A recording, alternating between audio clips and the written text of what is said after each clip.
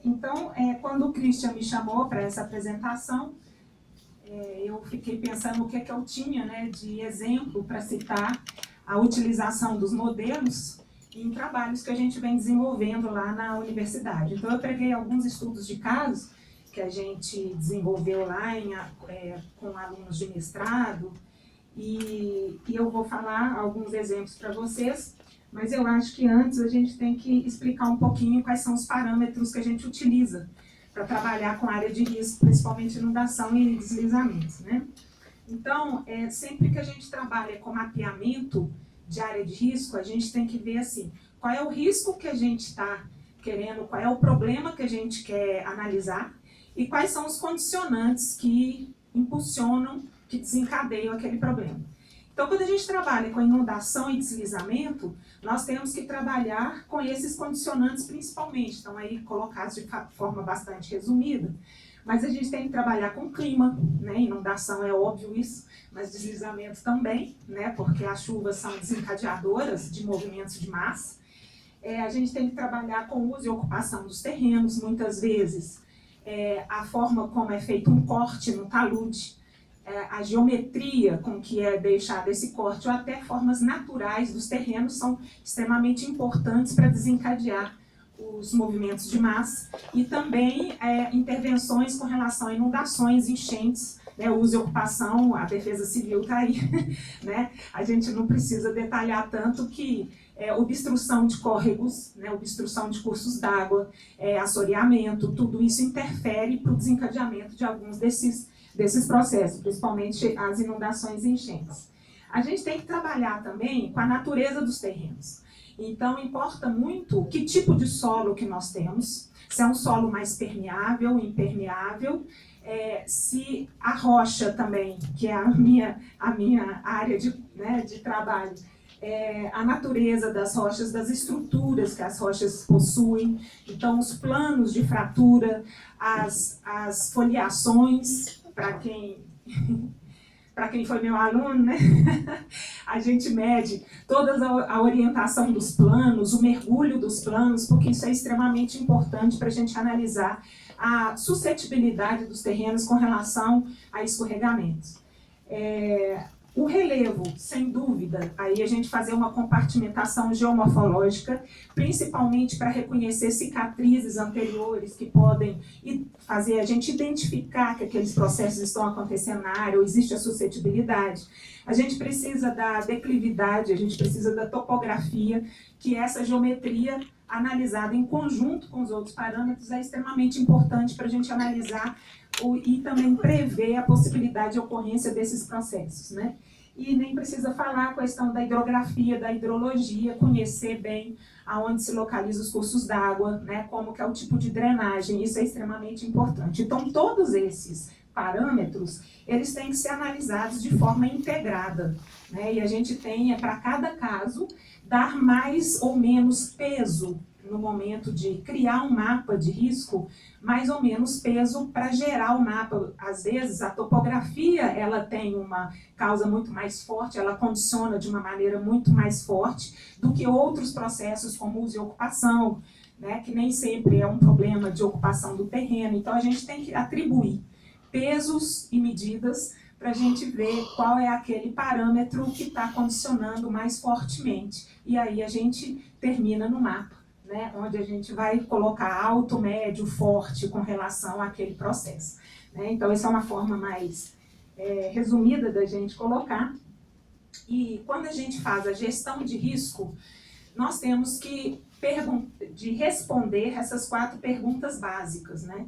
E o geoprocessamento e a modelagem ajudam muito a gente a responder principalmente as 3 primeiras perguntas, né? Que é o que e como ocorrem os processos. Então, a gente tem que saber, assim, o que acontece aqui? Eu estou mapeando que risco? Aí eu estou numa área de calcário, eu estou numa área cárstica, então eu vou procurar processos cársticos, né? Eu vou procurar dolinas. Eu estou numa área montanhosa, eu vou procurar os sinais de escorregamento, né? E onde que ocorre, que é a segunda pergunta, e aí vem o mapeamento.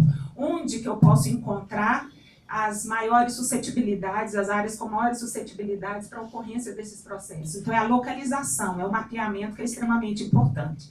Se eu pego uma área que tem muitas cicatrizes de escorregamentos passadas, então eu sei que aquela área já, por isso, é mais suscetível que outras que não têm esse histórico, né, de processos que estão acontecendo ali. E depois, quando ocorrem os problemas? Isso é o mais difícil de responder. Eu acho que dentre essas 4 perguntas, o quando vai acontecer, né, é o mais difícil. A gente precisa fazer correlação estatística, monitoramento, para a gente chegar numa resposta. Eu posso chegar para vocês e falar assim, inundação acontece quando está chovendo, beleza, né? Então isso é meio óbvio, mas exatamente quando, né? A partir de quantos milímetros de chuva, para aquele rio, né? Em que momento que ele vai chegar na cheia, na enchente? Então, assim, esse quando ele precisa de muito estudo mesmo, né? Muita estatística e muito monitoramento. E depois, a 4ª pergunta é o que a gente faz. Né? Nós vamos corrigir isso como? Fazendo uma prevenção, tirando as famílias que estão no local de risco, para que elas não sofram, né, nenhum dano com relação a isso, ou nós vamos fazer alguma obra, alguma medida que vai ser eficiente para combater o processo. Né? Então, eu vou falar mais dos 3 primeiros itens onde a gente pode exemplificar mais o uso do MDE. Para eu falar, né, dos processos de inundação e deslizamento e como que a gente utilizou o modelo digital de elevação, eu preciso então dar uma pequena aulinha rapidinha aqui, né, sobre a questão dos condicionantes dos deslizamentos e depois um pouco sobre as inundações e enchentes. Quando a gente tem os deslizamentos, principalmente falando em maciços rochosos, a gente precisa de analisar isso no campo, né, analisando, indo lá e fazendo o trabalho de campo, a gente precisa analisar qual é o tipo mais provável de escorregamento que vai acontecer na área. Nós temos alguns tipos principais e um tipo muito comum e que o geoprocessamento e a modelagem ajuda muito a gente é com relação ao escorregamento translacional, que eu vou dar o exemplo aqui. O escorregamento translacional, ele, ou a gente fala translacional ou planar, ele tem uma superfície plana na rocha, ele tem uma estrutura, uma fratura, uma foliação, uma xistosidade que mergulha no mesmo sentido do corte do talude. Então, essa fratura ou essa foliação, ela fica exposta na parede, né, na face do talude, e ela precisa, para haver um escorregamento, eu vou colocar aqui os condicionantes, ela precisa de ter uma inclinação, um mergulho mais suave do que o mergulho da face do talude. Isso para vocês entenderem. A face do talude, ela mergulha, vamos supor, para sudeste, mas no ângulo de 60 graus. Para a gente ter um mergulho, um escorregamento, planar, a gente precisa ter uma superfície plana na rocha, que também mergulha para sudeste, tá bem? No mesmo sentido do mergulho da face, do talude, mas ela tem que ter um mergulho mais suave. Então, se eu falei 60 graus de mergulho da face, eu vou falar que esse escorregamento translacional, esse plano ele tem que ter um ângulo menor que 60 graus. Então, ele tem que ser 50, 40 graus. Isso deixa essa situação geométrica, né, ela nos indica que há maior possibilidade de ruptura, porque aquele plano fica exposto na face do talude. Né? Então, essa é a situação do planar. A gente tem rolamento de blocos, quando a gente tem blocos rochosos envolvidos por solos, e a gente tem um corte também, e esses blocos, o solo geralmente é erodido, e soltam e liberam esses blocos para eles fazerem, né, para eles ficarem livres para rolar. Nós temos também outros exemplos de deslizamentos, que são os tombamentos, que é uma rocha que tem planos que mergulham para dentro. Beleza. É só aqui em cima?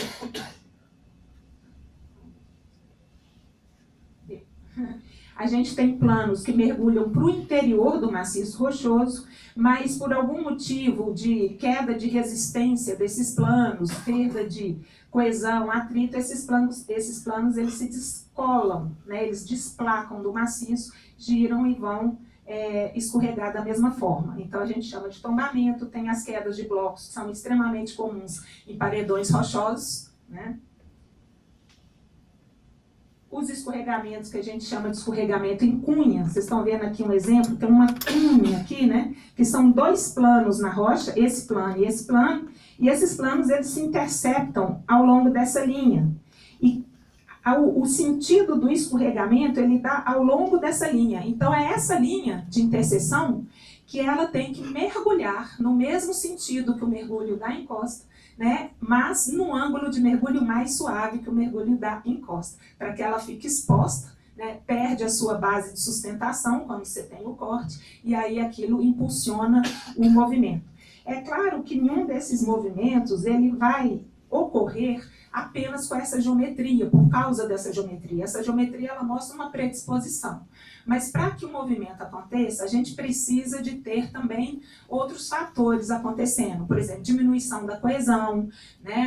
A presença da água nesses planos que vai intemperizando a rocha e vai diminuindo o atrito entre os minerais que estão ali em contato. Então é preciso uma queda da resistência do material para que o escorregamento aconteça. Mas se a geometria é favorável, obviamente, ali vai ser mais, né, predisposto ou suscetível ao escorregamento.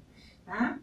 Então aqui eu tenho essas condições angulares mais bem explicadas aqui. Então para a gente ter uma ruptura planar, e eu destaquei aqui geometria, porque é o que a gente vai ver no mapeamento, o modelo digital de terreno, né, como que é importante a gente trabalhar com essa geometria. Então as condições para que haja esse escorregamento planar aqui, deixa eu botar mais uma figurinha, é que em condições drenadas, né, o ângulo de mergulho do plano de deslizamento deve ser maior que o ângulo de atrito daquele plano. Então, o ângulo de atrito é uma propriedade da própria rocha. É uma relação com a rugosidade da rocha, e se a rocha é muito lisinha, é menos atrito, e aí aquele plano tem mais facilidade para escorregar. Se a rocha é mais rugosa, tem mais atrito nos contatos e é mais difícil. É aquele caso, eu quero empurrar um armário muito pesado, eu não estou conseguindo porque existe um atrito do armário com o chão. Aí eu ponho debaixo do armário um tapetinho bem lisinho e aí eu consigo empurrar porque eu aliviei o atrito. Então é mais ou menos nessa linha. Tá? A gente tem que ter que esse ângulo de mergulho aqui, ele tem que ser maior do que o atrito para vencer o atrito, para poder quebrar a rocha, para poder fazer o escorregamento acontecer. A gente tem que ter também um paralelismo, como eu já expliquei, entre o sentido de mergulho e o sentido de mergulho da vertente, né? Então, se aqui está caindo, por exemplo, a sudeste, esse plano tem que cair para sudeste e a própria encosta, né? Nesse caso aqui, a gente vê que o talude ele mergulha nesse sentido e que os planos também mergulham nesse sentido. Então é esse paralelismo que a gente precisa de ter para aumentar a suscetibilidade ao escorregamento planar. E o plano de deslizamento ele tem que ser mais suave que o ângulo de mergulho da vertente e deve aflorar na face da vertente. Então o plano ele tem que aflorar na face da vertente para que seja mais fácil ocorrer o escorregamento. Aqui a gente tem um exemplo, né, dessa rocha em que vocês estão vendo o plano da fratura e ela mergulha no mesmo sentido que o talude. Então isso facilita a suscetibilidade para o escorregamento acontecer. Aqui também a gente vê os planos no mesmo sentido de mergulho do talude. A ruptura em cunha é a mesma coisa, né? São os mesmos condicionantes, entretanto a gente não tem como principal foco aí o plano, mas sim a linha de interseção. Então é a linha de interseção que tem que mergulhar mais suave do que o talude, tem que ter o ângulo de mergulho mais forte que o ângulo de atrito e tem que ter o mesmo sentido, né, em termos de direção de mergulho que a encosta. Isso aqui é só para vocês terem uma ideia do atrito, né? Eu ponho aqui para explicar. Vocês têm aqui dois blocos rochosos, há um plano inclinado aqui, e essa rocha ela não cai, por quê? Porque existe contato nesse ponto aqui, e é esse ponto que está segurando esse bloco para não cair. É a rugosidade, né? O contato entre eles que está mantendo isso. Vencido isso, aí os planos se movimentam mesmo e o escorregamento acontece. Bom, isso aqui é só uma figura mostrando uma cava de mineração, e a cava de mineração ela tem cortes em vários sentidos, né? Então ela tem um corte aqui, outro corte aqui, que são as bancadas da mina, né? Mostrando que dependendo da direção do corte daquela cava de mineração, a gente tem movimentos de massa, a gente tem deslizamentos diferentes. Então, por exemplo, nessa direção aqui, em que a cava foi cortada nesse sentido para cá, existe um plano que vai dar a possibilidade de uma ruptura planar nessa rocha. Nesse sentido aqui, aí esse plano já não tem mais o mesmo sentido de mergulho do talude, mas existe uma cunha onde essa estrutura aqui, essa linha de interseção, está no mesmo sentido. Então a gente deixa de ter a possibilidade de uma ruptura planar e passa a ter a possibilidade de uma ruptura em cunha. Só até agora eu estou mostrando a geometria, né? Que eu quero discutir geometria aqui. E aqui a mesma coisa, a gente tem a possibilidade de tombamento, porque o mergulho do plano já mudou, né, de orientação, enquanto que nessas outras áreas a gente viu que está estável com relação à geometria e às estruturas. Isso só uma relação geométrica. Então, o que eu quero dizer? Eu quero dizer que a gente precisa estudar uma relação geométrica entre as estruturas geológicas e o relevo. E é isso que o MDE nos auxilia, né? Para isso que o MDE nos auxilia. Para isso, eu vou apresentar para vocês alguns exemplos, que são duas dissertações de mestrado, uma desenvolvida na UFMG, outra por um colega da UFOP, né? E outra que ainda não está publicada, mas é só um pequeno exemplo de um aluno de doutorado lá da UFMG. O primeiro estudo de caso foi a dissertação de mestrado do Walter Reis Júnior, que desenvolveu lá com a gente. E o objetivo desse trabalho era apresentar um mapa de suscetibilidade de deslizamento planares para a região metropolitana, a parte leste da região metropolitana de Belo Horizonte. A finalidade desse trabalho é auxiliar no plano diretor integrado que está sendo desenvolvido para a região já em várias etapas, né? Então, ele precisava de elaborar mapas de direção de encostas e de declividades, ou seja, a gente precisava, para atender aquela geometria que a gente precisa, né, para analisar a predisposição a escorregamentos, a gente precisava de saber qual era a direção das encostas. Isso a gente está falando de encostas naturais, a gente não considerou a presença de cortes, tá? Uma vez que era plano diretor, então a gente precisava de falar naturalmente para onde, né, que as áreas montanhosas, para onde que elas tinham a inclinação e qual que era a declividade para a gente saber o ângulo de mergulho dessas encostas, para poder fazer a comparação. Então, as encostas elas foram analisadas através dos mapas de declividade e o mapa de orientação de vertentes. Esses dois mapas, eles são gerados pela ferramenta análise espacial, né, a Slope e Aspect, do software ArcGIS, e todas são geradas a partir do modelo digital de elevação. Nesse caso, a gente usou a STR. Aí eu já fiquei, opa, eu usei, né? Ele usou a STRM30, né, para fazer, então aí me desculpem da acurácia do trabalho, mas é vivendo e aprendendo e as geotecnologias aí para ajudar. Bom, o Walter, ele não colocou, justamente no trabalho dele, ele colocou todos os mapas, mas ele não colocou o mapa, o MDE que ele usou, que a partir desse a gente fez a declividade e tudo mais, mas a gente tem vários, né, modelos digitais de elevação da região aqui, esse é um exemplo do quadrilátero ferrífero, foi gerado no centro de pesquisa lá da UFMG, e a região do Walter, a gente vai ver, mais ou menos pega essa área aqui, né? Aqui tem um MDE da região de Belo Horizonte, né? Que foi mais ou menos um exemplo do modelo que ele desenvolveu. Bom, essa é a região de trabalho. Essa é a região que o Walter trabalhou, só para vocês terem uma ideia. Ele pegou todos esses municípios, né? Pedro Leopoldo, Brumadinho, Caeté, Congo-Soco, Confins. São todos esses 34 municípios, Vespasiano, Belo Horizonte está aqui, né? E ele fez um estudo para ver a predisposição de deslizamentos em toda essa área. Ele teve que fazer o trabalho de campo, então aqui são os pontos em que ele trabalhou, cada símbolo é um tipo de rocha diferente, né? E ele então fez as medidas das estruturas dessas rochas, além de classificar, ele fez as medidas dos planos, de todas as fraturas, fez a medida estrutural, para depois a gente inserir, interpolar esses planos no geoprocessamento, né, no nosso modelo. Então, ele desenvolveu inicialmente o mapa de declividade de toda a região. Depois ele dividiu, ele pegou a parte sul da área trabalhada e a parte norte e foi trabalhando separadamente com essas partes. Então, aqui é o mapa de declividade, aqui mostrando um tipo de ruptura que a gente tem ali no condomínio Vale do Sereno, bem ao sul, indo para Nova Lima, já é Nova Lima ali, né, na parte sul do mapa, mostrando aqui uma vertente que tem uma inclinação, né, voltada mais para sul-sudeste, e aqui uma ruptura planar, aproveitando esses planos, né, que mergulham no mesmo sentido da vertente. Então, ele está atendendo a esse condicionante aqui. Ó. O plano de deslizamento é mais suave que o ângulo de mergulho da vertente e deve aflorar na face da vertente. Então, nesse caso, a gente está pegando esse sentido aqui. Então, a declividade, ela ajuda isso. Né? O mapa de declividade, ele vai ajudar, onde a gente vai ver o mergulho dessas vertentes. Né?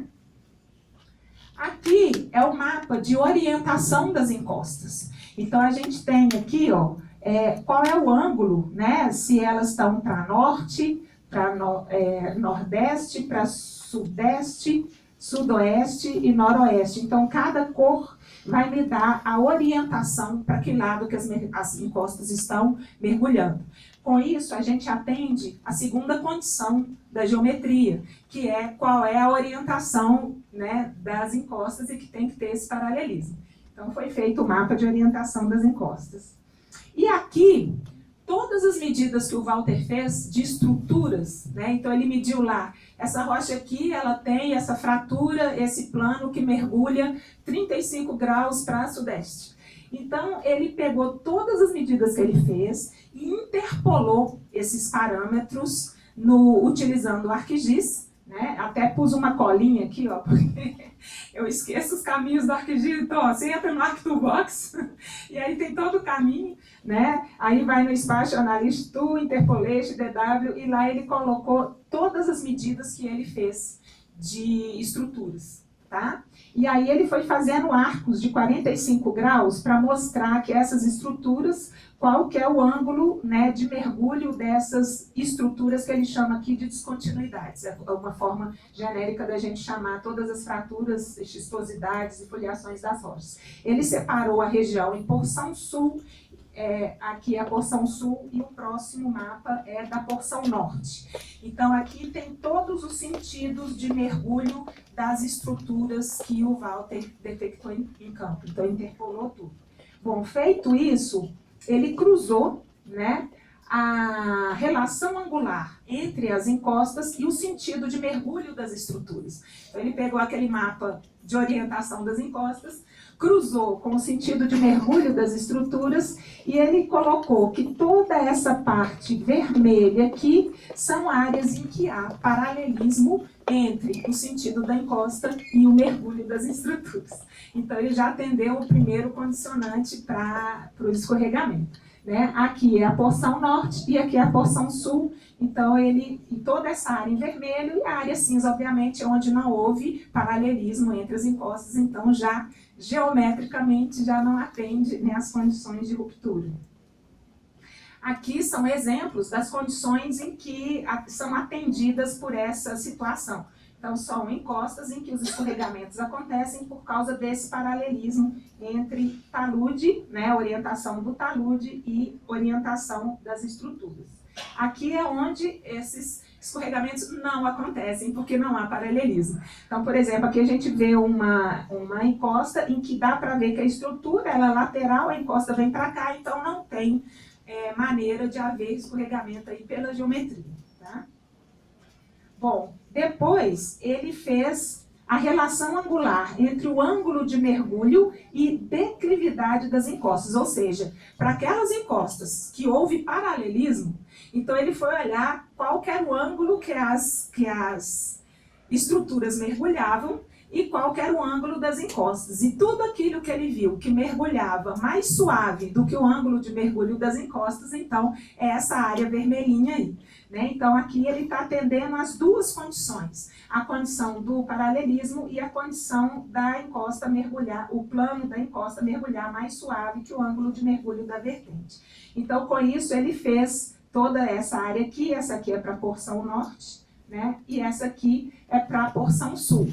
É claro que existe uma escala aí, a área é muito grande, então essa escala é uma escala muito pequena, e ele ficou, nossa, ficou pouquinho. Eu falei, não, Walter, não ficou pouquinho não. Pensa que se você for nessa área aqui, você vai ver várias encostas nessa situação, né? Então, a gente trabalhando depois, pegando isso numa escala pequena, né, com maior resolução, é capaz, é possível, então, a gente fazer um detalhamento. Mas com uma área muito grande, essa foi, né, a situação encontrada. Então, ele, a partir disso, foi possível para ele fazer um modelo, a gente chama esse modelo cinemático, é um modelo que a gente trata dessa geometria, né, das encostas e dos ângulos de mergulho das estruturas, onde ele coloca aqui todos os mapas, né, utilizados para chegar na área, essa aqui é para a porção norte, né, a área de suscetibilidade de deslizamentos para toda essa parte, onde ele colocou alta suscetibilidade, baixa,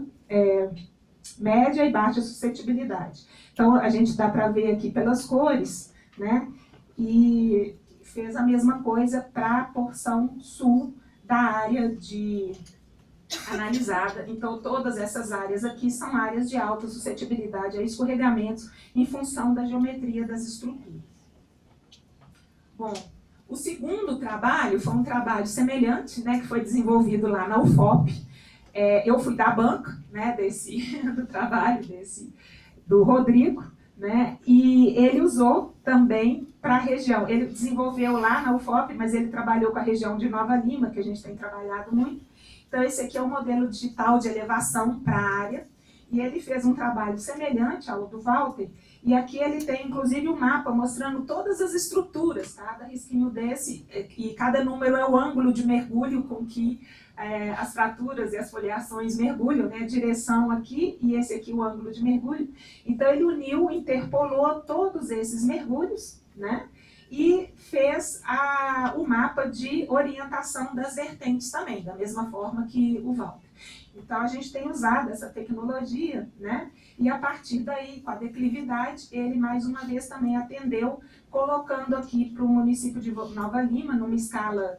Aí ele pegou para fazer o MDE, ele pegou um mapa fornecido pela Prefeitura de Nova Lima, que tinha curva de nível de 2 em 2 metros, então ele teve uma certa, melhorou, né, em termos de localização das áreas, mas ele fez a mesma coisa, né, colocando aqui as áreas propensas a deslizamentos, movimentos de massa, atendendo aquelas duas condições em termos de geometria.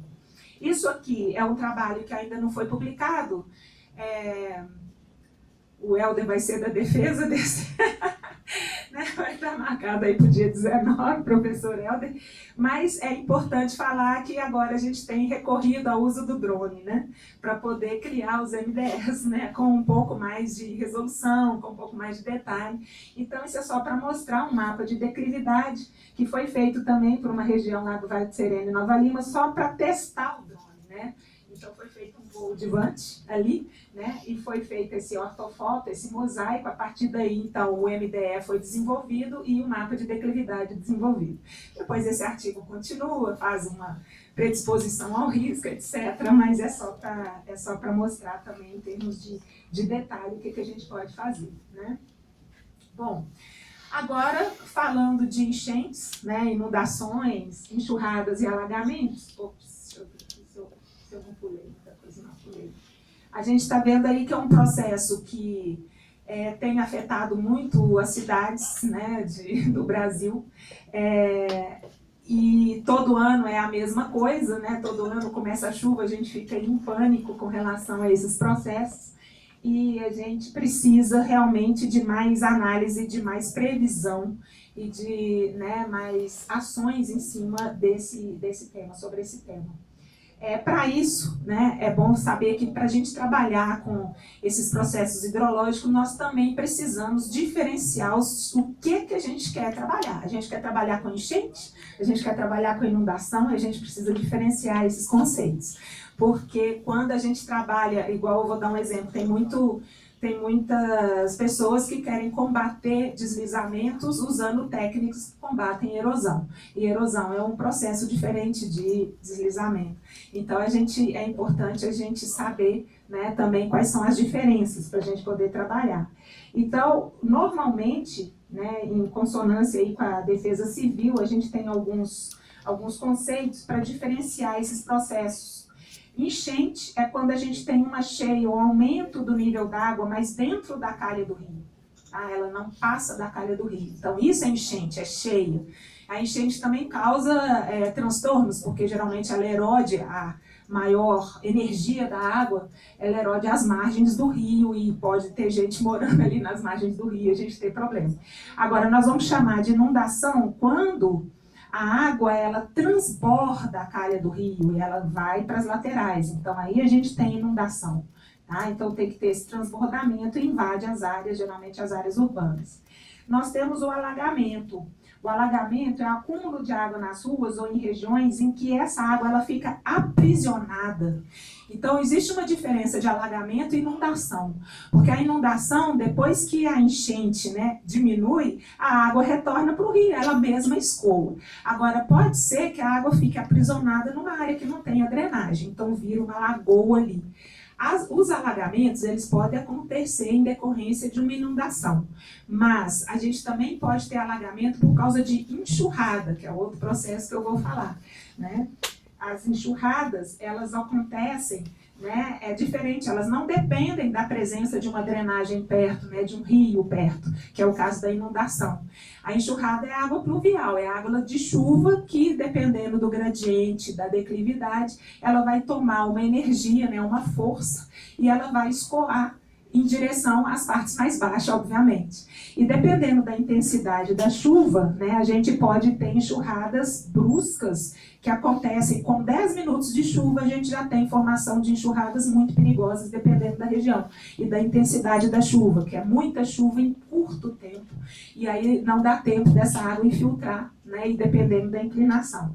Ô, gente, isso aqui eu tirei da minha janela, né, de casa. Eu faço as minhas próprias experiências, né? Então, estava chovendo muito, eu fiquei aguardando lá na minha janela, daqui a pouco a enxurrada vem, né? Então, só para vocês terem uma ideia, eu estou aqui na minha janela, né, minha rua é uma descida, e lá tem um rio que foi canalizado, né? Então, lá naturalmente...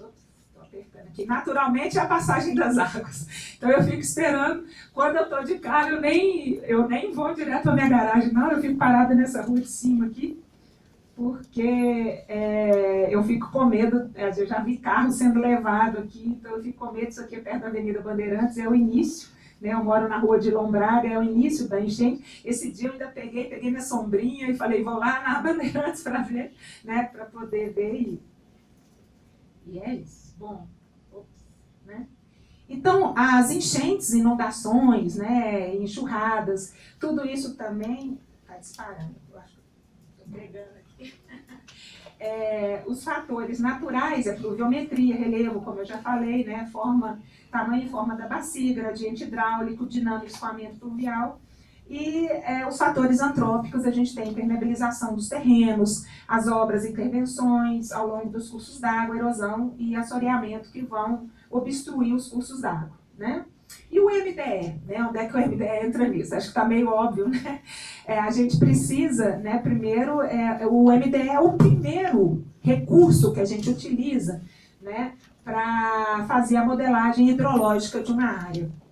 Então, os modelos, eles permitem extração aí de características morfométricas, a gente faz a declividade, as curvas de nível, os perfis transversais, curvatura vertical e horizontal das encostas, que eu vou explicar, né, a curvatura, as direções de fluxo de drenagem, até a divisão de subbacias, a gente pode a partir do MDE.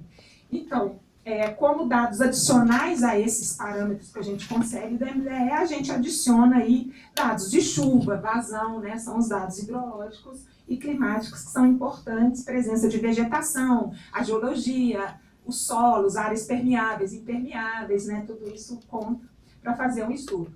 Então, são muitos trabalhos que a gente tem com relação à inundação, não é que eu vou detalhar cada um desses, mas me deu um exemplo aqui, outro ali, então aqui é a bibliografia que eu utilizei, né, para dar os exemplos sobre enxurrada. Bom, ultimamente, né, o pessoal tem usado 2 métodos para trabalhar com suscetibilidade a processos hidrológicos. O primeiro método é o método mais tradicional, que trabalha com o estudo das bacias e a morfometria das bacias, ou seja, pega a forma das bacias. Dependendo da forma, a bacia é mais ou menos suscetível a gerar uma inundação, né, uma enchente, dependendo do escoamento pluvial da água. E o outro é a utilização do modelo REND, que o pessoal tem usado muito, foi desenvolvido no INPE, né, e o pessoal tem usado muito, eu vou falar um pouquinho deles. A morfometria da bacia, a primeira coisa que a gente precisa é a obtenção do MDE. Obtendo o MDE, a gente passa para a definição da direção de fluxo, cálculo da área acumulada, extração de drenagem, delimitação de bacias e subbacias, e para isso a gente faz uma seleção e extração dos parâmetros morfométricos das subbacias hidrográficas contribuintes aí. Depois disso tudo, a gente pode fazer um zoneamento numa análise integrada de todos esses dados e chegar no mapa de predisposição aos riscos hidrológicos, né? Então, a direção de fluxo é muito fácil de ser extraída de um MDE. A gente faz um sombreamento da área, né, e tem a questão das altitudes, as drenagens geralmente estão nas partes mais baixas e é fácil a gente extrair aí dos modelos digitais de elevação, né, ou de terreno, a gente extrai aí a direção dos fluxos, que é muito importante, né?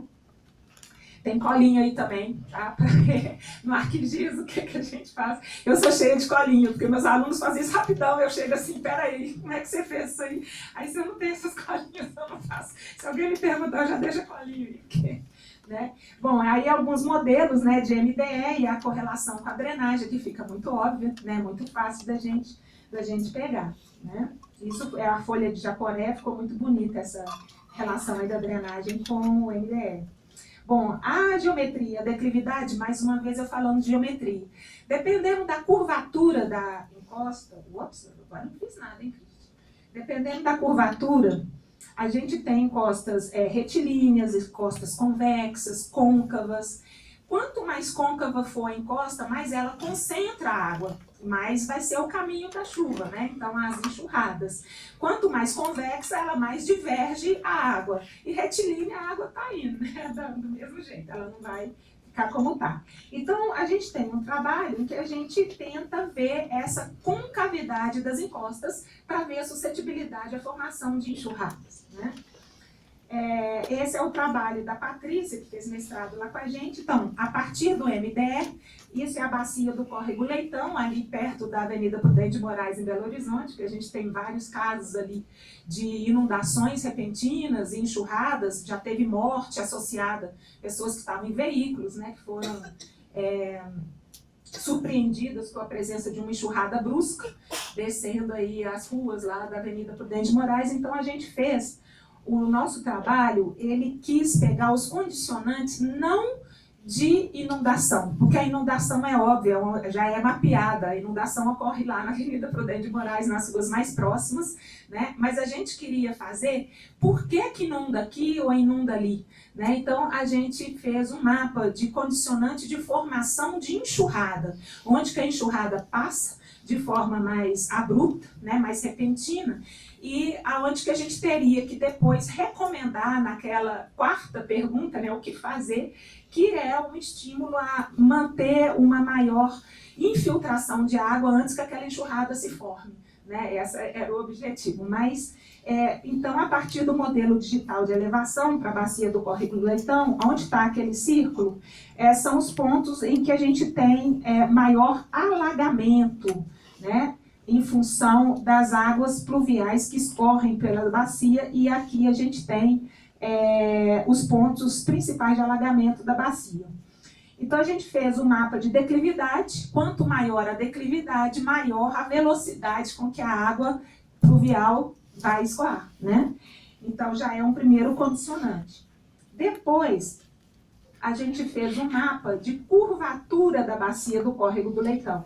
Quanto mais vermelho, mais côncava, né, é a superfície. Então, ou seja, ali concentra mais água do que nas outras. Aqui é o mapa geológico da bacia, onde a gente colocou as rochas com maior, menor permeabilidade, mas isso não importou muito nesse trabalho, porque isso aqui é o mapa de uso e ocupação, e aqui é toda a área impermeável, né, que foi impermeabilizada com cimento, concreto. Então, a rocha em si não estava contribuindo muito, porque ela não tinha, né, não havia contato da rocha com a água. Aqui são as áreas verdes, né, poucas áreas verdes, e aqui toda a área impermeabilizada. Bom, então aqui sobrou as curvaturas, e por fim, cruzando, né, as áreas permeáveis, curvatura, declividade, a gente chegou nesse mapa de suscetibilidade à formação de enxurrada, né, onde a gente tem aqui a barragem Santa Lúcia. Então, mesmo havendo grande quantidade aqui dessa área vermelha que forma as enxurradas, a barragem ela serve um pouco para conter essa água, né? E aqui não tem tantos pontos, mas os pontos de inundação, que são, aqui não está dando para ver, mas a gente colocou umas manchas em azul aqui, nós temos a justificativa desse ponto de inundação em função dessa área vermelha aqui, onde as enxurradas são comprovadamente mais fortes, mais intensas e justificam essas inundações aqui.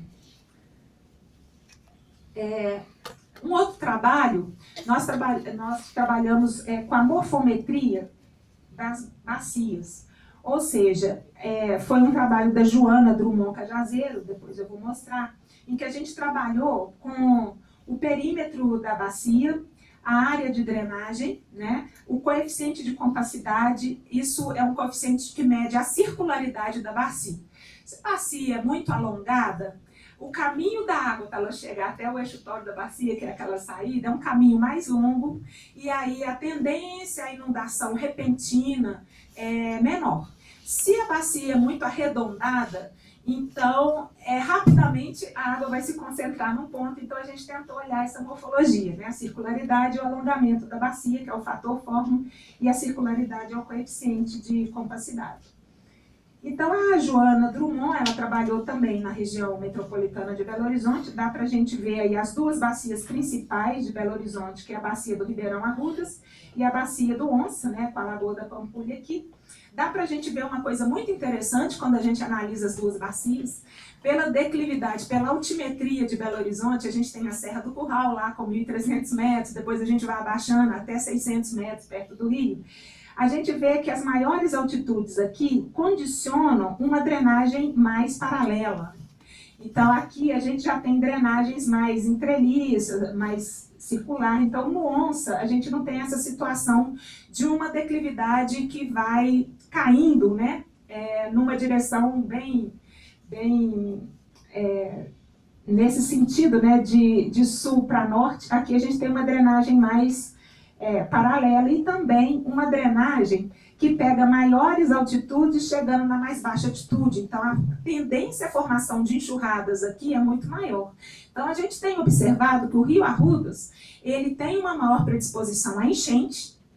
Eu não sei se a gente já observou, quando a gente pegou alguns dados de linígrafo, né, ele enche bastante, muito rapidamente, por causa dessas enxurradas que se formam, mas quando a chuva acaba também, ele abaixa e pronto. Já o córrego Onça, ele já não tem essa questão, né, da drenagem paralela e a questão da diferença de declividade entre um ponto e outro, mas ele, quando ele enche, ele pode gerar inundação, como a gente vê na avenida que chama Machado, né, que tem várias avenidas que inundam, e essa inundação ela dura mais. Quando a chuva cessa, ele não abaixa muito, porque o gradiente do rio ele é menor, mais baixo, né, então ele fica mais tempo inundado. Isso a gente conseguiu ver só observando, né, alguns dados de linígrafo e alguns dados do próprio mapa. Aqui é um trabalho que ela fez da dinâmica de ocupação de Belo Horizonte, mostrando essa questão que a ocupação também vai gerar mais impermeabilização dos solos, né, e desde 1918 até 2007. Aqui são as manchas de inundação de Belo Horizonte, já cadastradas pela prefeitura. Então, a gente só queria justificar essas manchas pela morfometria das bacias, né? Quais eram as bacias que contribuíam mais para essas inundações. Então, aqui é o MDE gerado para as duas bacias, né? E aqui o mapa de declividade, aqui vocês vão entender o que eu falei sobre o Rio Arrudas, né? Vocês estão vendo que as maiores declividades ocorrem aqui, a partir da Serra do Curral. E por isso as drenagens são mais paralelas e o Rio Arrudas ele sofre com mais enchentes do que inundações, né? Porque é uma grande quantidade de água que em poucos minutos após a chuva está chegando lá. Aqui é a visualização do uso e ocupação, tudo aí em cinza, né? São áreas ocupadas, né? Algumas áreas verdes. Aqui a relação dos gradientes dos canais das bacias, né? Gradiente desde mais alto até mais baixo, né? Os gradientes dos rios. E aqui é aquela circularidade da bacia que eu falei, né? É o índice de circularidade de cada bacia, mostrando em vermelho as bacias com a forma mais circular, e com isso, pela circularidade, elas são as mais suscetíveis a justificar as inundações. Aqui também, e aqui a Joana já colocou o índice de circularidade, colocando as áreas de inundação.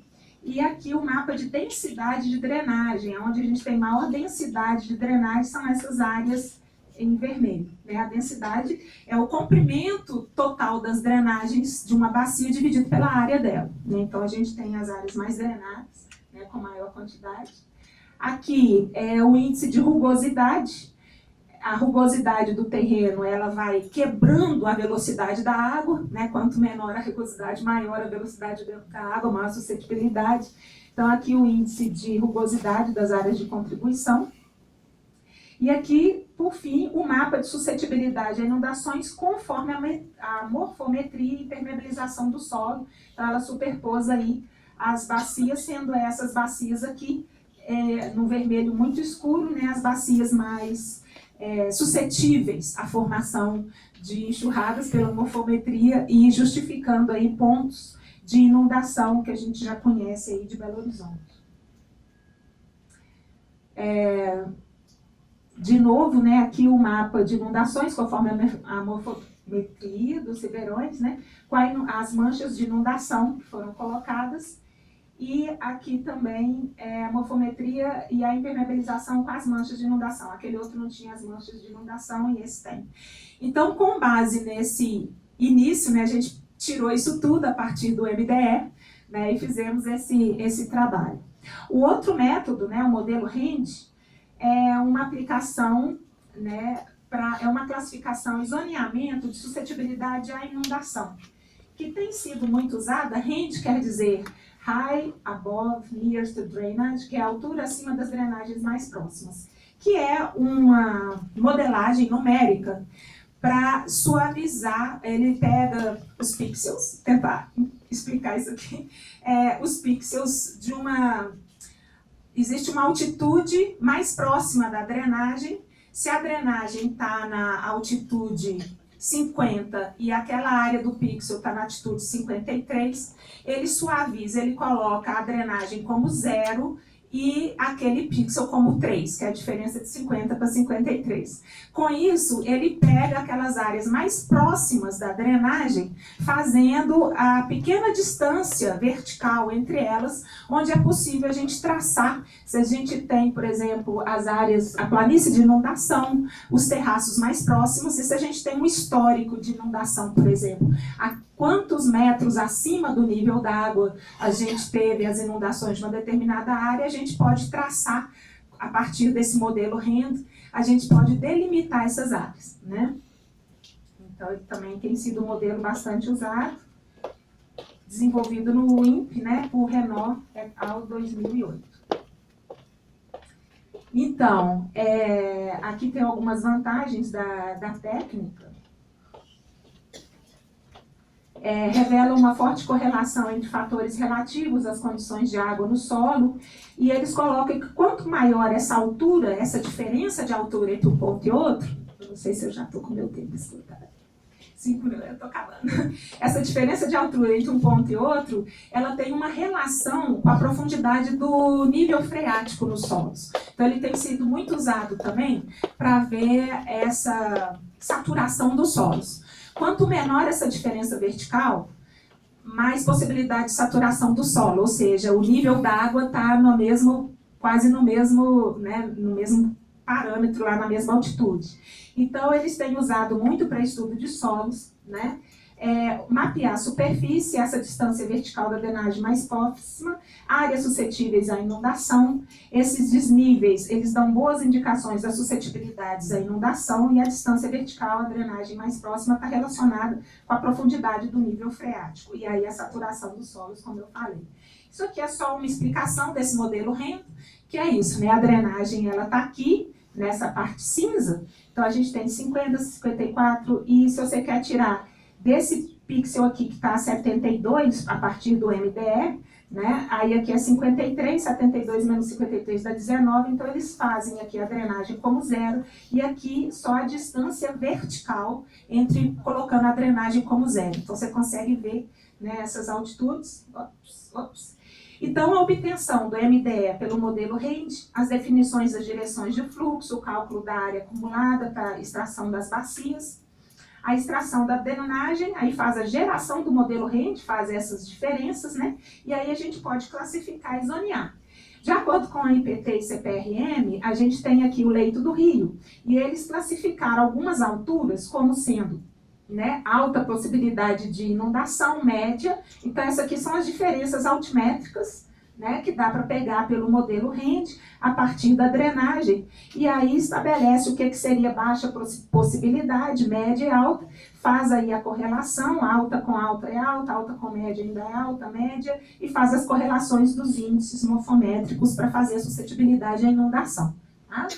Isso é um exemplo só, eu nem sei que área é essa, a CPRM estava até, e o IPT, eles estavam nessa apostila falando sobre o método, né? Então, aqui, eles colocaram, a partir da drenagem, né, as áreas de maior suscetibilidade à inundação até as áreas de menor suscetibilidade à inundação. Isso aqui foi o modelo RANGE utilizado logo após a ruptura da barragem de Brumadinho, onde foi feito, né, o estudo lá pelo INPE das áreas possíveis, né, maior e menor possibilidade de inundação pela lama. Tá certo? Aqui a mesma coisa, né, para o rio Caí, no Rio Grande do Sul, foi feito pelo modelo RANGE e foi feito também pelo modelo de terreno, e os resultados foram, assim, não idênticos, mas ambos foram bastante eficientes com relação à acurácia das áreas. Então, eu podia mostrar muito mais, eu acho que a gente vai entusiasmando quando vê o modelo digital, dá para ver dolina, dá para ver um monte de coisa, a gente pode fazer um monte de outras análises, foi só uma demonstração, mas é para dizer como conclusão que o modelo digital ele é extremamente importante para as primeiras construções, né, dos mapas, dos condicionantes que a gente precisa para fazer a análise dos riscos, né? Então é preciso saber quais são os condicionantes que a gente quer construir um modelo de elevação, saber a escala, é importante também, né? A escala do trabalho que a gente quer. E a partir desses mapas a gente extrai vários atributos, né, que nos fazem criar os mapas de prevenção dos riscos geológicos, né? Depois, então, da palestra, a primeira palestra, a gente vê que quanto melhor a acurácia, mais possibilidade a gente tem, né, para ter certeza dessas indicações que a gente faz, né? E é isso aí, gente. Obrigada.